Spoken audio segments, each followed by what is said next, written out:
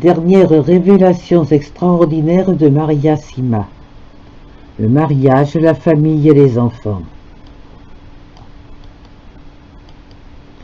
Dans un mariage où la femme doit beaucoup souffrir à cause du mari ou vice-versa, un des conjoints a-t-il le droit de se séparer de l'autre?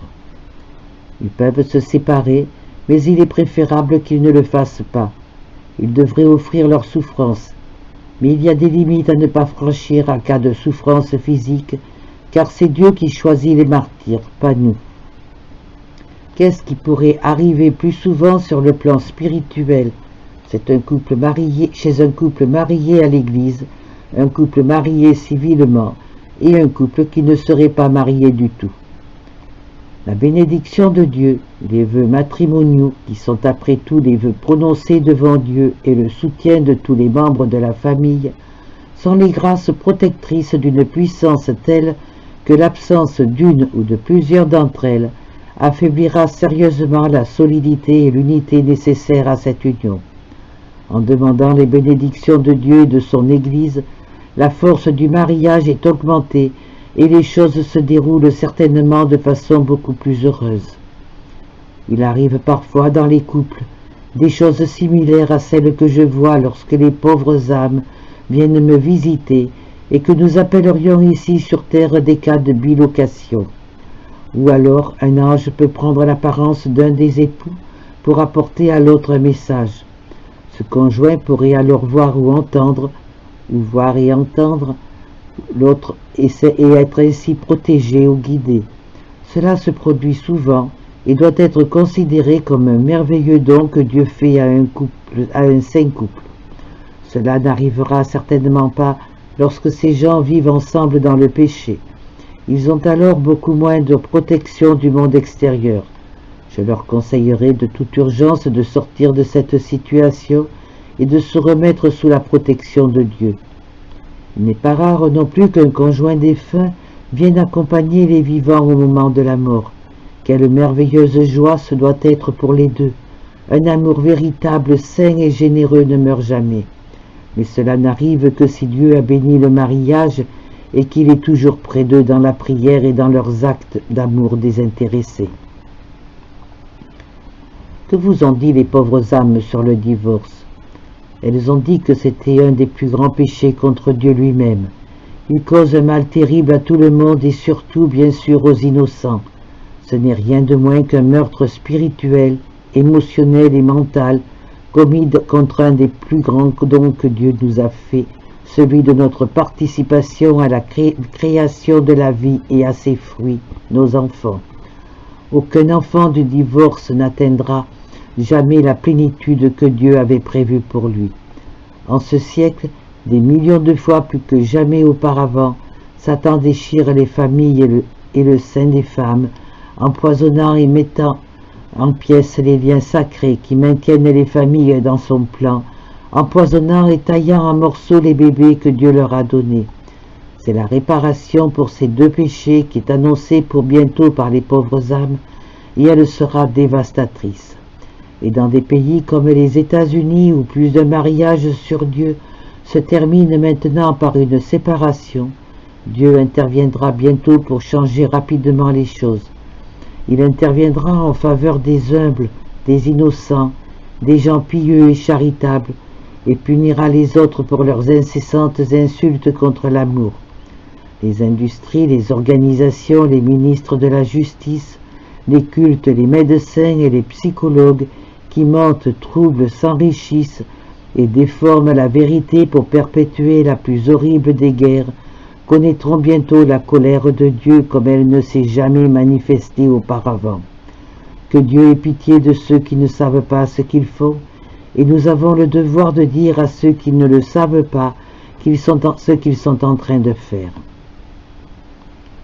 Les pauvres âmes vous ont-elles déjà dit quelque chose à propos des annulations dans l'Église? Oui, elles m'ont dit que l'Église en accorde beaucoup trop aujourd'hui. Ces questions doivent être examinées beaucoup plus sérieusement. Je crains qu'il ne soit vrai, jusqu'à un certain point, que ceux qui ont des relations et des moyens ont plus de facilité pour obtenir une annulation, et ce n'est certainement pas ce que Dieu veut. Il existe naturellement des cas où la coercition, les restrictions émotives ou autres circonstances existantes au moment du mariage le rendent invalide dès le début, mais ce sont des questions sérieuses qui doivent être examinées avec compréhension, mais aussi avec minutie. Y a-t-il autre chose que les pauvres âmes communiquent à leur famille? Elles peuvent demander à un membre de la famille de réparer quelque chose que l'âme elle-même n'avait pas fait convenablement ou avait fait injustement lorsqu'elle était ici. Et en suivant les instructions, les vivants pourront aider l'âme à poursuivre sa route. Elles peuvent les avertir d'éviter ceci ou cela. Elles les protègent, les guident et leur prodiguent de l'amour et de la sécurité de différentes façons. Y a-t-il des choses que les âmes ne mentionneront jamais à leur famille? Elles ne diront jamais rien de négatif et ne porteront jamais de jugement catégorique.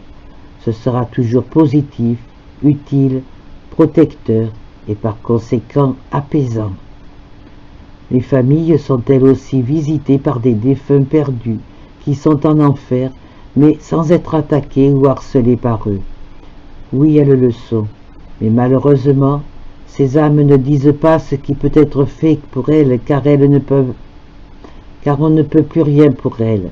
Ces âmes ne font alors que leur rappeler l'état où elles se trouvent et l'existence de l'enfer.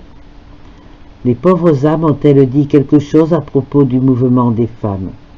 Non, pas en ces termes-là, excepté qu'il ne devrait pas y avoir de femmes autour de l'autel. Dans le monde séculier, il est bien normal qu'elles rivalisent avec les hommes sur un pied d'égalité. C'est très bien d'avoir sa propre carrière, mais seulement si la famille n'est pas laissée de côté. Ici également, les hommes et les femmes commettent aujourd'hui beaucoup de péchés graves. Lorsque les enfants ou un conjoint sont de quelque façon négligés, l'autre aura plus tard beaucoup à souffrir à cause de cela.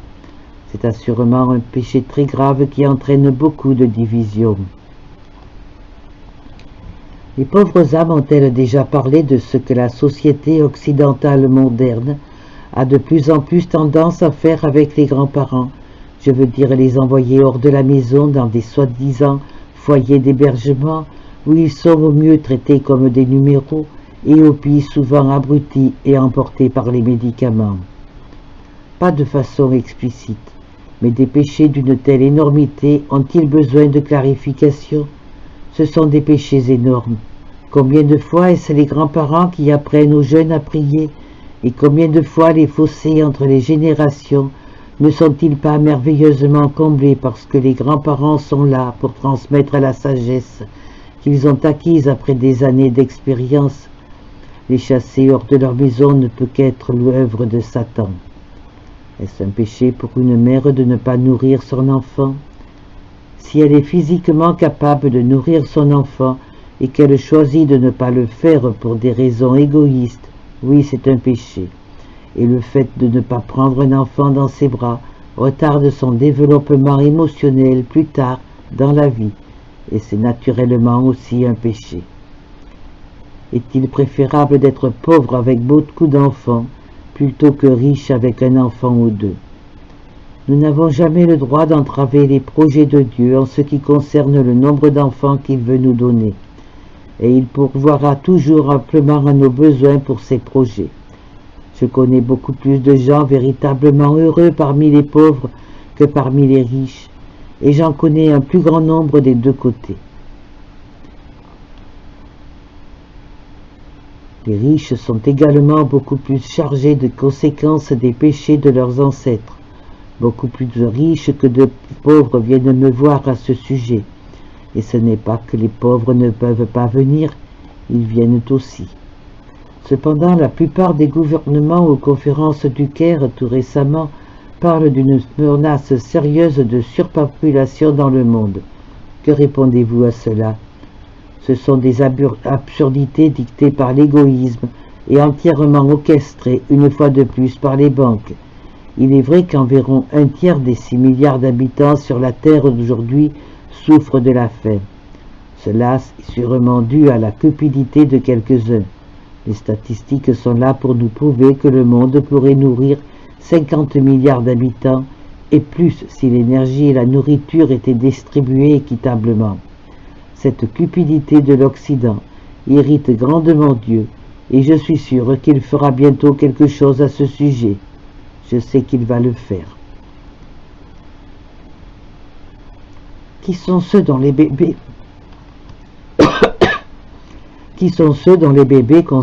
consomment 90 fois plus que les bébés en Inde? Et qui sont ceux qui s'inquiètent tant de la surpopulation? Les réponses à ces deux questions sont les mêmes: les Occidentaux et leurs banques. La rapacité et une peur inconsidérée de la pauvreté font que les gens en viennent à dire et à croire d'énormes mensonges. À partir de quel âge une mère peut-elle laisser son enfant aux soins d'une personne qui n'est pas membre de sa famille? Cela dépend un peu naturellement des circonstances particulières, mais en général, c'est un péché de le faire avant l'âge de 4 ans. Les blessures occasionnées avant cet âge sont plus difficiles à guérir parce qu'elles sont enfouies très profondément dans le subconscient. Les âmes ont-elles déjà parlé de punitions physiques sur les enfants? Oui, elles en ont parlé, et cela m'a valu d'être attaqué par le magazine allemand Der Spiegel il y a quelques années. Il disait que j'étais d'accord pour combattre les enfants. C'était un mensonge. Les pauvres âmes m'ont dit qu'une fessée ou une claque est une chose nécessaire et bonne dans le cas d'un jeune enfant très têtu et désobéissant. Une petite claque ne fait pas de mal et sera oubliée très rapidement au niveau conscient, mais les conséquences de son entêtement resteront gravées très profondément et pour très longtemps dans son subconscient. Il faudra naturellement n'y recourir qu'avec beaucoup de modération, mais si vous ne le faites pas et que vous attendez que l'enfant soit plus âgé, ce sera trop tard et vous aurez à souffrir de votre enfant. Un enfant qui se souvient dans son subconscient qu'il a reçu une claque quand il n'avait que 2 ou 3 ou 4 ans n'aura besoin plus tard que d'un certain regard de la part de ses parents pour agir correctement. Bien des parents ont déjà aujourd'hui goûté aux fruits que leur tolérance excessive a produit. La violence au foyer est un très grand péché contre l'amour, mais une discipline physique appliquée avec soin est une nécessaire bénédiction du ciel à l'âge et au moment approprié. Un péché commis contre un enfant a-t-il plus de poids que le même péché commis contre un adulte? Oui, certainement beaucoup plus. Les péchés contre un enfant, s'ils ne sont pas rapidement et soigneusement réparés, seront considérés plus tard par l'enfant comme normaux et acceptables, et il les répétera. Et cela parce que le modèle parental est très puissant et profondément implanté. Un divorce, un acte de violence, de malhonnêteté, d'infidélité, de diffamation, ou peu importe, peut très facilement entraîner une réaction en chaîne identique chez les descendants. Être parent est une chose beaucoup plus sérieuse que ne semble le croire la société moderne. Les gens délèguent beaucoup trop facilement ces responsabilités à de soi-disant professionnels qui n'ont pas avec les enfants les liens créés par les grâces accordées par Dieu aux parents, même si ces derniers peuvent commettre quelques erreurs, comme cela arrive à tout humain. Est-ce que les enfants mentalement retardés vont au purgatoire? Oui, mais leur purgatoire est naturellement beaucoup plus léger que celui des enfants sains d'esprit. Tout dépend de ce que l'enfant était capable de comprendre.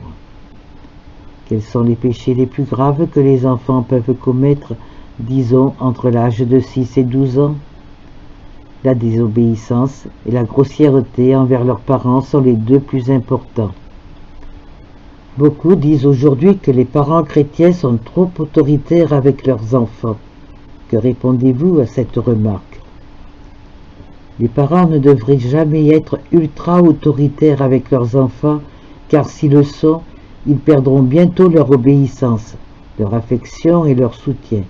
Il y a beaucoup de parents qui sont trop autoritaires avec leurs enfants et qui ne sont pas du tout chrétiens, de sorte que cette remarque n'est pas réellement valable.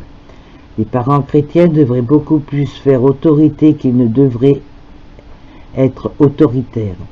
Toutes ces vérités nécessaires devraient venir très tôt dans la vie de l'enfant. Plus tard, les parents qui devraient connaître les vérités sur Dieu devraient les enseigner à leurs enfants avec beaucoup d'amour. Être toujours négatif avec des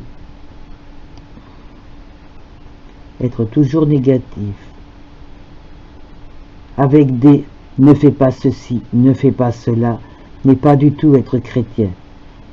Les parents devraient constamment mettre l'accent sur le positif et appuyer immédiatement ce qu'ils font de bien par des arguments qu'ils peuvent comprendre. Dites-leur que des choses positives leur apportera du bien. Les parents devraient s'inspirer de la miséricorde que Dieu a pour eux-mêmes et faire preuve de la même miséricorde et de la même bonté envers leurs enfants. Nous connaissons les devoirs que nous avons envers la famille, sans laquelle la société ne survivrait. Mais pourquoi avons-nous aussi les devoirs d'aider les autres à l'extérieur de notre famille? Le terme de famille n'est que relatif. Nous sommes d'une certaine manière tous parents, peu importe ce que les scientifiques pourraient à l'occasion tenter de nous faire croire. Nous sommes une famille, et seulement une seule famille. Une pauvre âme m'a dit un jour à ce propos que celui qui ne fait pas de son mieux pour le bien de tous n'est pas digne de vivre. Dans notre recherche pour la justice de Dieu, je crois que les choses deviennent beaucoup plus claires lorsque nous regardons à l'intérieur de l'unité familiale telle que nous la définissons normalement.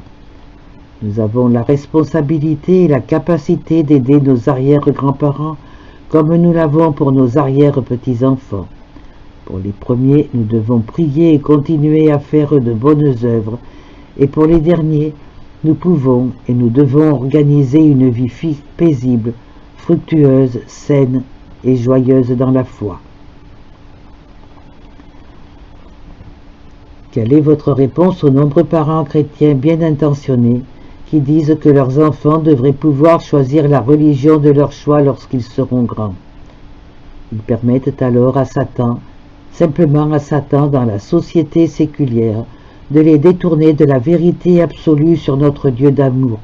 Quel parent qui aime son enfant voudrait le laisser choisir entre un aliment qui nourrit et guérit et un autre qui pourrait lentement l'affaiblir, l'empoisonner et le tuer? Quels parents voudraient librement laisser partir leurs enfants sans amour et sans chaleur? Les parents qui disent et font cela n'ont jamais prié ou même réalisé et nourri leur propre bonté, et dans tout cela, Dieu lui-même est ignoré et par conséquent gravement blessé lorsque cela se produit. Vous nous avez dit qu'il y avait des enfants au purgatoire. Est-ce que certains sont venus vous voir? Oui, des enfants aussi me sont apparus. Il y a là des enfants jusqu'à l'âge de 4 ans.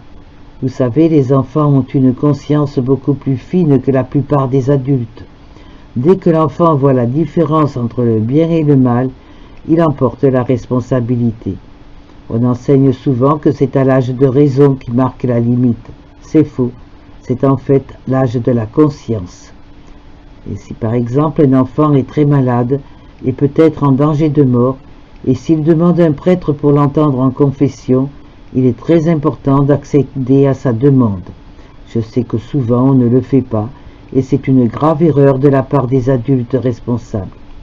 Je connais un enfant de 4 ans et demi qui insistait pour confesser un péché, et il savait très clairement le mal qu'il avait fait. Vous semblez également avoir une affection et un amour pour les enfants d'aujourd'hui. Je dis cela parce que je sais que vous enseignez aux petits-enfants de votre village. Oui, il y a très longtemps que j'ai beaucoup d'enfants autour de moi et je leur enseigne le catéchisme. Les pauvres âmes ont-elles parlé de quelque chose d'autre qui ne devrait pas exister dans les écoles? Elles ont mentionné qu'il ne devrait absolument pas y avoir d'éducation sexuelle dans les écoles. C'est une question qui regarde les parents une fois que l'enfant commence à poser des questions.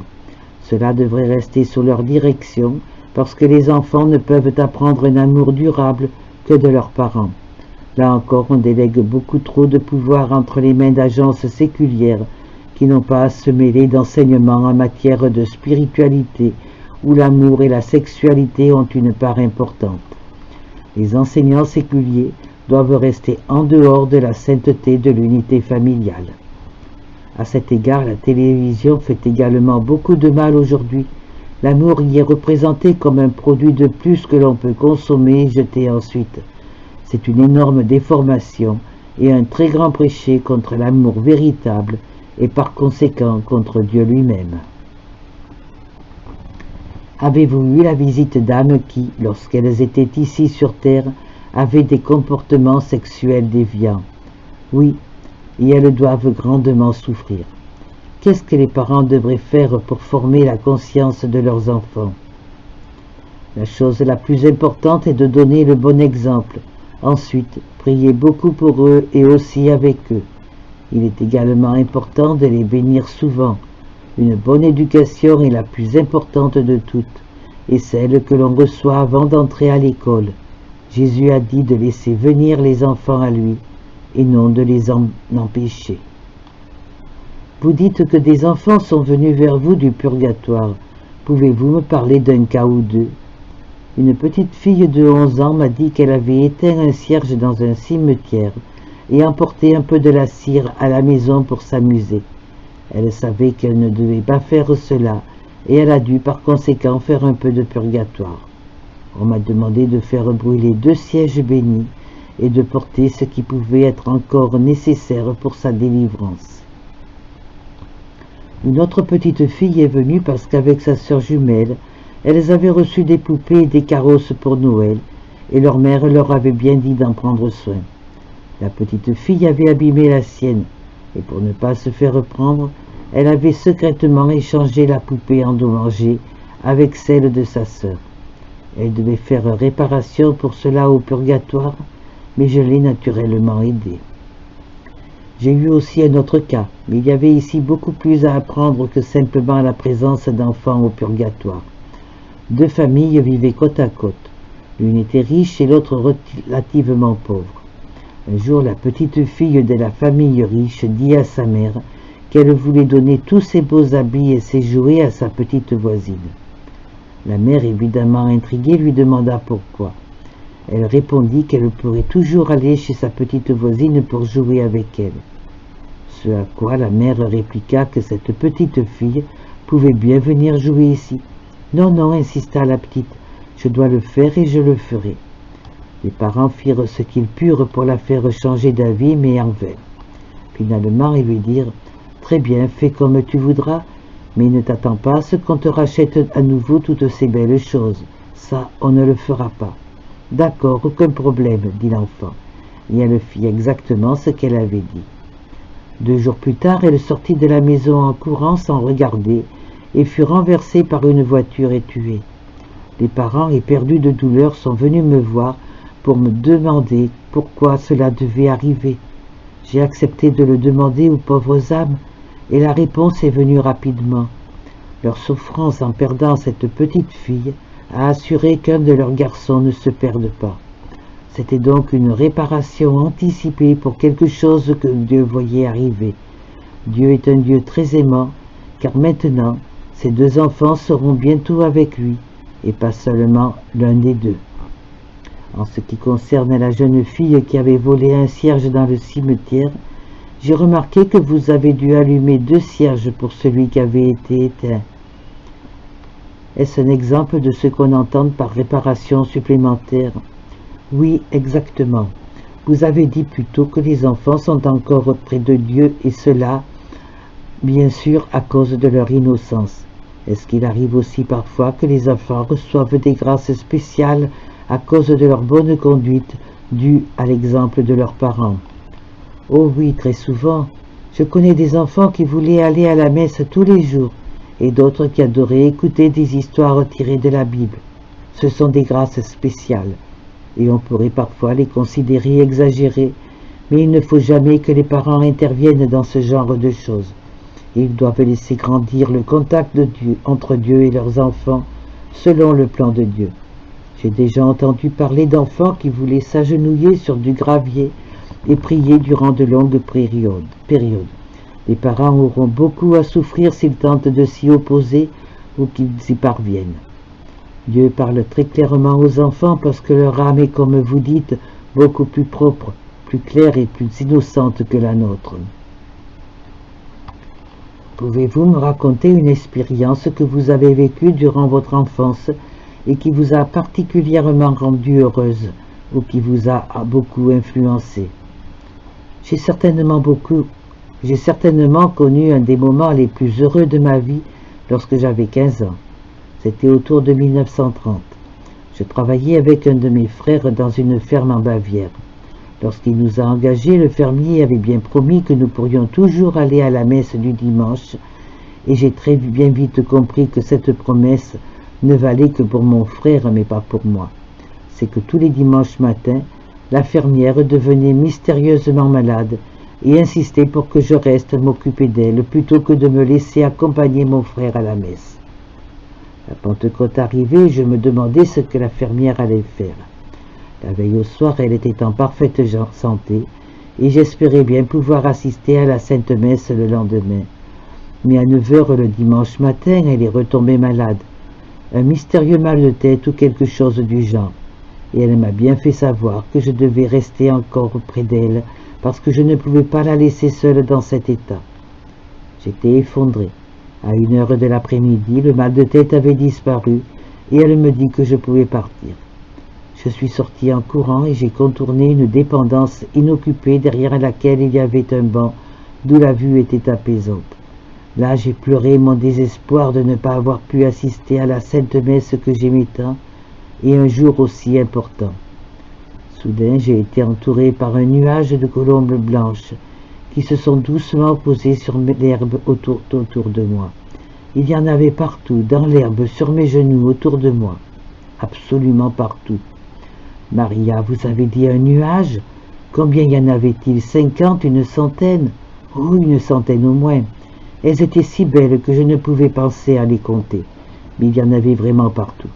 Elles sont restées au moins 1 heure. Mes pleurs se sont vite changés en larmes de joie, et j'étais tellement transporté de bonheur que tout le reste disparaissait. Puis elles sont parties. Je l'ai raconté à mon frère, mais je ne l'ai dit à personne d'autre. Les semaines suivantes, il a demandé au fermier du voisinage s'il y avait des colombes ou des pigeons blancs dans la région.